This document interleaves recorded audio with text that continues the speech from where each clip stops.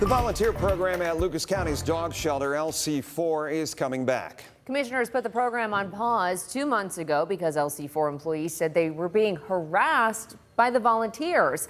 Melissa Andrews broke the story today at noon. Mel, there's been a lot of debate about the program. Will anything be changing? A lot will change. The new program is much more structured than in the past. In fact, there is now a 59-page volunteer handbook. All volunteers have to fill out an application and go through a screening process, including a background check. They have to review LC4's updated handbook and sign a code of conduct, complete a series of online training sessions, attend in-person orientation and an in-person dog walking session. They must also be approved to volunteer. Dog walking will also be limited to 2 shifts per day with a maximum of 4 volunteers per shift.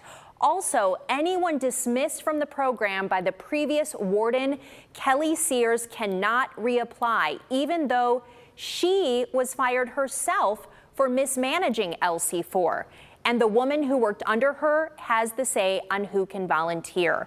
Sears was fired after 11 Investigates dug up 3 reports of an employee parading the heads of beheaded dogs in the facility and bullying an employee for not wanting to watch beheadings, which were required for rabies testing. A volunteer also reported dogs being abused by an employee. Volunteers we talked to say some of these new requirements punish people who voiced concerns, and all the county wants is people who will keep their heads down and mouths shut. Some of my concerns would be that it's very subjective who's allowed to come back. Anybody who spoke up in the past, maybe it's deemed a ding against you, so you're not looked at as an applicable person to volunteer again. Now, Tom Winooski, who is running against Pete Gherkin for his commissioner's job, was vocal at the WTOL 11 debate several days ago about Gherkin's handling of, in his own words, the crisis at LC4. He sent us this statement regarding the changes to the program. Quote, animal advocates have been trying to talk to Pete Gherkin about how volunteers can be of greater service for 4 years and nothing. Now that WTOL has been inquiring and our campaign has been able to look into such horrendous allegations going on at LC4, Pete thinks it's a good idea to respond, end quote. Winooski said the commissioners should have waited to relaunch the program until a new warden is hired.